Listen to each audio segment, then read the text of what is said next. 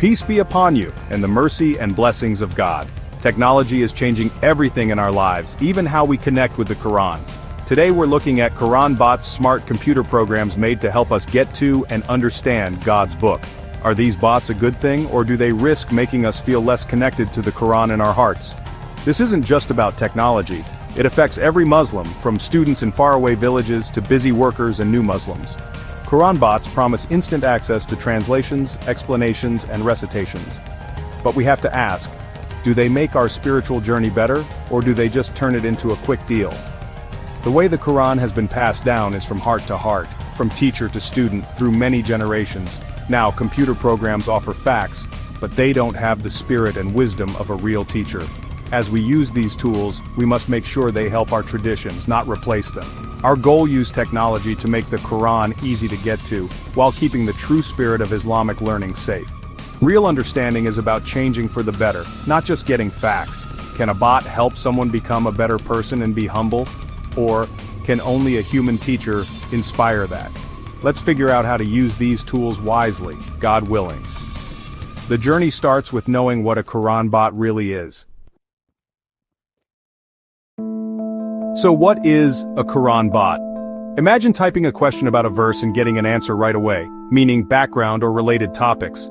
Quran bots are smart computer helpers filled with translations, explanations, and sayings of the Prophet, made to make Quran knowledge easy to get. They can read verses, help with how to say words, and give word-by-word translations. Want to find all verses about being patient? The bot gathers them in seconds. These tools use computer language understanding to know your questions and find the right information from huge collections of data. Fancy bots even learn from what users say, getting better over time. But remember, bots are not wise scholars. They're like search engines, not sources of deep wisdom. They find information put in by people, not from God. When you ask for an explanation, you're getting carefully chosen content from old and new scholars, not the bot's own idea. It's important to know the difference. Bots are like messengers, not people in charge. Use them for quick access, but don't think of them as living teachers. Now let's look at the good things these tools can bring. Quran bots offer amazing access like never before.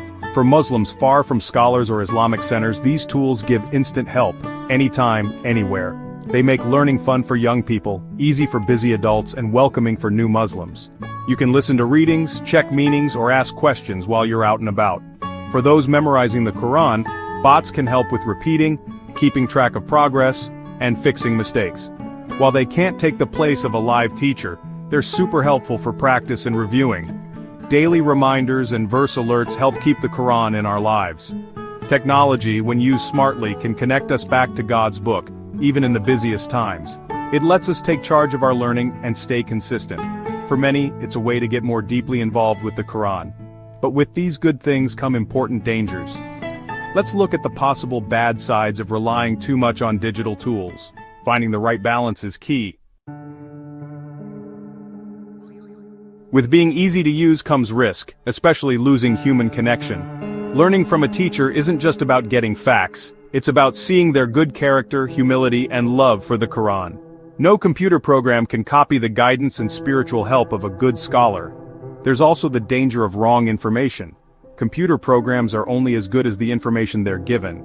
Bots might show mistakes or strange ideas as facts without the good judgment of a human teacher. Relying too much on quick answers can make us lazy, turning deep study into fast deals. Real learning needs effort, patience, and thinking, qualities that can disappear with easy access. The Quran is meant to be experienced with others, with shared respect and talks. Digital chats don't have the warmth and blessings of learning together. We risk becoming people who just take in information, not true students of our religion. The deep, spiritual meaning of our tradition can't be replaced by a chatbot. Technology should help our faith, not empty it out. So, how do we move forward wisely? The way forward is to find balance. Quran bots are powerful tools, good for quick checks, memorizing, and making things easy to get to. But they're not a replacement for real teachers or living traditions. The heart of Islamic learning is the human connection, guidance, good character, and spiritual growth. Use bots as a starting point, not the end goal.